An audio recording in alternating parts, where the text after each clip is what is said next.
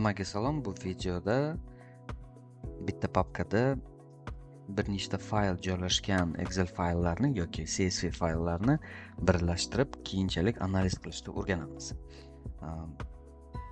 Bu vazifani juda ko'p odamlar yechishga harakat qiladi. Masalan, bizning kommentariyallarimizdan biri shuni iltimos qilgan ekanlar. Keling, shuni boshlaymiz. Endi biz yangi Power BI proyektini faylda ochib turib, usti отчетga kiramiz. Birinchi qadamimiz bu получить данные degan knopkaga bosib другиga kiramiz yoki e'tibor qilinglar, bu ikkita qismdan iborat. Asosiy qismiga bossalaringiz yoki drugiga bosib bizada demak barcha istochniklar kelib chiqadi. Bizga esa faqat papka kerak. O'zi papkani belgilab turib, keyin u papkani biz topishimiz kerak. Bu papka menda рабочий stolga joylashgan, продажа Angren. Endi tasavvur qiling, bu sotuvlar va sotuvlarning fayllari har xil demak faylda joylashgan. Birinchisi talablar bor, ya'ni har bitta faylda ustunlar bir xil nomlangan bo'lishi shart. Va undan tashqari, agar bu Excel fayl bo'lsa, list ham bir xil nomda bo'lishi kerak. List 1 yoki ingliz tilida sheet 1 deb yoziladi. Hozircha bu ochish shart emas. Papkamizga, proyektimizga o'tib turib, OK deb belgilaymiz. Power BI bizga aytayaptiki, demak, bu papkada mana shu fayllar bor deyapti. Bu keyin taklif qilyapti. Srazu birlashtirish, загрузить qilish yoki o'zgartirish.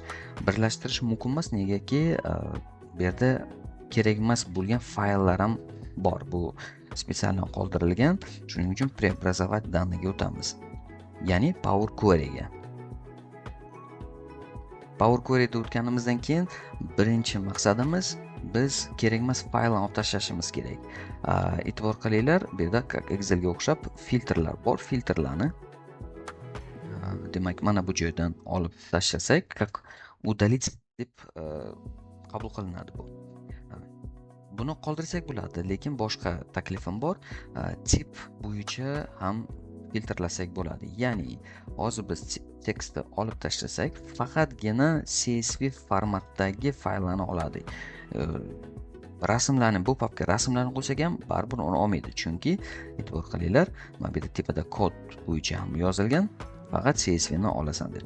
Buni filtrlaganimizdan keyin, kerakli fayllarni qoldirganimizdan keyin eng muhim bu yerda knopka, bu shu mana bu tugmani bosishimiz kerak.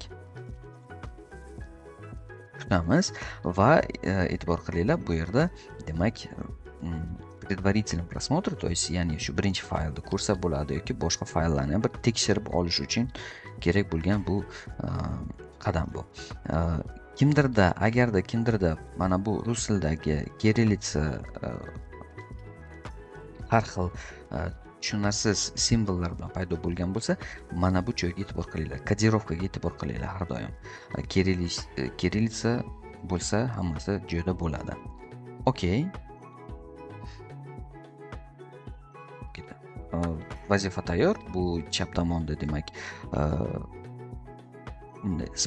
skript qilib qo'ysak ham bo'ladi. Asosiy bizning tablitsamiz mana bu joyda joylashgan. E'tibor qilgan bo'lsangiz, hammasi joylashgan va undan tashqari bu yerda yangi ustun paydo bo'lgan. Ya'ni mana shu paloncha qator qaysi fayldan kelganligini. Agar filtrni bossangiz, negadir bu yerda hozir faqat bitta fayl ko'rsatadi. Nimagaki? Chunki bu yerda biz mana bu tugmani bosishimiz kerak. Barchasini ko'rsatib va e'tibor qilinglar, hammasi ko'rsatilgan. Vazifa tayyor. E'tibor uchun rahmat, obuna bo'linglar.